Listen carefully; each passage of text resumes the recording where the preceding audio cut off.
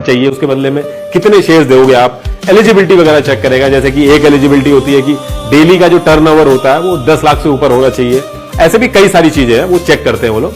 ये सब चेक करने के बाद आपको रजिस्ट्रेशन करना होगा और आपकी जो फाइल है वो अप्रूव होगी सेबी से। बिना सेबी से अप्रूव हुए आपका आईपीओ नहीं आ सकता। उसके बाद आपको स्टॉक एक्सचेंज में एप्लीकेशन डालनी होगी। जो भी शेयर्स आपने सोचे हैं कि आप आईपीओ में लेके जाओगे उसकी प्राइसिंग वगैरह करनी होगी, उसका प्राइस डिसाइड करना होगा। जैसे कि पेटीएम ने जब अपना आईपीओ लॉन्च किया था उसने एक शेयर की वैल्यू 2150 रुपए रखी थी और ऐसे करके उन्होंने 18,300 करोड़ का फंड रेज किया था। अगर आप आईपीओ लॉन्च कर रहे हो तो पूरी तरीके से आपकी मर्जी है कि आप अपने शेयर का दाम कितना रख सकते हो, लेकिन आपको ज्यादा भी नहीं रखना है, क्योंकि अगर लोग लेंगे नहीं, 90% लोगों ने अगर आपके शेयर्स नहीं लिए आईपीओ के टाइम पे, तो आपका आईपीओ आगे नहीं बढ़ेगा। आईपीओ लॉन्च करने में 6 से 7 करोड़ रुपए लग जाते हैं, मार्केटिंग और बाकी फी में, वो सब आपके खराब हो जाएंगे और इससे कंपनी का नाम भी खराब होता है। इसलिए शेयर का रेट आपको ऐसा रखना होता है कि लोग आपके शेयर सब्सक्राइब करें।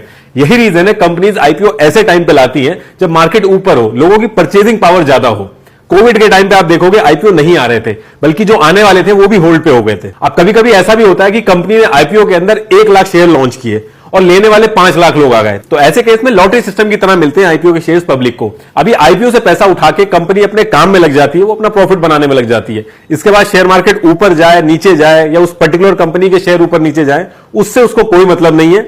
अब अगर उसको दोबारा शेयर मार्केट में आना है तो उसको आईपीओ के थ्रू ही आना होगा। जब दोबारा आईपीओ लेके कंपनी आती है तो उसको एफपीओ कहते हैं। अब आप कहोगे कि हमने तो मूवी और न्यूज में देखा है कि शेयर ऊपर नीचे होते हैं तो कंपनी का जो ओनर है वो घबराते हैं। तो देखिए, कंपनी को फर्क पड़ता है, लेकिन डायरेक्टली नहीं पड़ता है, इनडायरेक्टली पड़ता है। ये जो कंपनी के शेयर्स होते हैं, इनके प्राइस एक तरह के ओवरऑल कंपनी की रेपुटेशन को रिफ्लेक्ट करते हैं मार्केट के अंदर। जब वो पैसा उठाएंगे किसी काम के लिए मार्केट के अंदर से, जो उनका करंट रेट चल रहा होगा, वो एक तरह का बेस होता है किसी भी कंपनी का। दूसरी चीज, अगर कंपनी बैंक से लोन उठाती है तो वो अपने शेयर्स एज अ सिक्योरिटी देती है। मान लीजिए 1000 रुपए के शेयर्स अगर जमा किए बैंक में, तो उसके हिसाब से 600 से 650 रुपए बैंक लोन दे देगा। अब अगर किसी वजह से मार्केट के अंदर शेयर्स के प्राइस गिर जाते हैं तो बैंक जो है वो कंपनी का गला पकड़ेगा कि हमें और शेयर्स दीजिए, क्योंकि आपके शेयर्स के प्राइस गिर गए हैं। इसलिए कंपनी के ओनर्स घबराते हैं कि शेयर्स के प्राइस नीचे ना जाएं। और एक चीज और होती है, अगर दोबारा कंपनी आ रही है आईपीओ लेके, जिसको एफपीओ बोलते हैं, तो उस टाइम पे अपने हिसाब से वो शेयर्स के रेट नहीं सेट कर पाएगी।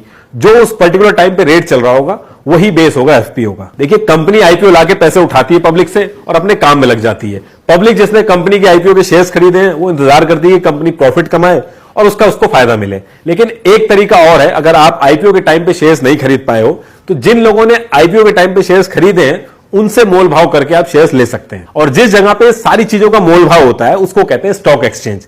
1875 में प्रेमचंद नाम के एक आदमी ने बॉम्बे स्टॉक एक्सचेंज स्टार्ट किया था, जहां पे एक एरिया डिसाइड होता था, लोग इकट्ठा हो जाते थे और मोल भाव करते थे और इन कंपनी के शेयर्स आपस में पेपर के जरिए एक दूसरे से खरीदते थे और ये काफी तेजी से फेमस होने लगा था। तो गवर्नमेंट भी इसकी सक्सेस को देख के 1992 में कंप्यूटराइज सिस्टम लेके आई इस पूरे प्रोसेस का, जिसको नेशनल स्टॉक एक्सचेंज कहते हैं। और आगे चल के बीएसई, बॉम्बे स्टॉक एक्सचेंज ने भी अपना जो सिस्टम है वो पूरा कंप्यूटराइज कर दिया था।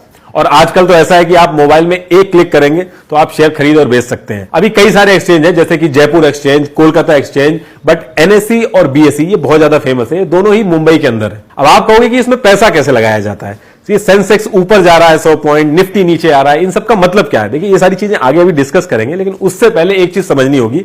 शेयर मार्केट के अंदर आप चाहो तो खुद अपनी रिसर्च करके अपने हिसाब से जो अच्छा लगे आप खरीद सकते हो, लेकिन और भी कई इफेक्टिव तरीके हैं जहां पे आप मल्टीपल शेयर्स, मल्टीपल सेक्टर्स में जाके खरीद सकते हो, जैसे कि इंडेक्स फंड। देखिए, इंडेक्स फंड एक टाइप का म्यूचुअल फंड ही है जो एक एस्टैब्लिश्ड बेंचमार्क इंडेक्स को रेप्लिकेट करता है। जब आप उस इंडेक्स में पैसा डालते हो तो वो पैसा उस पर्टिकुलर इंडेक्स के अंदर अलग अलग कंपनीज में इन्वेस्ट होता है, giving you a more diversified portfolio than if you are buying individual stocks.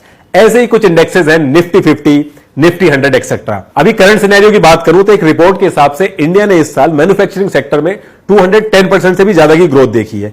इसके कंट्रीब्यूटर सभी डोमेन से हैं, जैसे कि automobiles, chemicals, constructions, consumer goods, fertilisers and pesticides, health care equipments, oil and gas, paper and jute, pharma, industrial manufacturing, metals, telecom and textile 50 की lot बनती है। और ये जो सेंसेक्स और निफ्टी में जो टॉप 30 और टॉप 50 कंपनीज होती है, चेंज भी होती रहती है। अगर किसी कंपनी का शेयर नीचे जा रहा है तो वो टॉप 30 या फिर टॉप 50 से हट भी जाती है। अब बात यह है कि किसी भी शेयर का दाम ऊपर और नीचे क्यों होता है। देखिए, शेयर मार्केट के अंदर मेनली 3 एंटिटी होती है जिनकी वजह से कंपनी के जो शेयर्स होते हैं इनका दाम ऊपर और नीचे जाता है। पहला होता है रिटेल इन्वेस्टर्स, दूसरा होता है इंस्टीट्यूशनल इन्वेस्टर्स और तीसरा होता है एडवाइजर रेटिंग एजेंसीज। देखिए, रिटेल इन्वेस्टर्स आपके और हमारे जैसे लोगों को कहा जाता है जो मार्केट का माहौल देख के शेयर्स खरीदते और बेचते हैं। दूसरे होते हैं इंस्टीट्यूशनल इन्वेस्टर्स। ये बल्क में शेयर्स उठाते हैं किसी कंपनी या फिर किसी पर्टिकुलर सेक्टर के, जैसे कि इंडेक्स फंड या फिर म्यूचुअल फंड। और तीसरी होती है एडवाइजर रेटिंग एजेंसी। ये प्रिडिक्ट करती है कि इकोनॉमी ऊपर जा रही है या फिर नीचे जा रही है, या फिर कौन सा सेक्टर बूम करेगा, कौन सा सेक्टर नीचे जाएगा।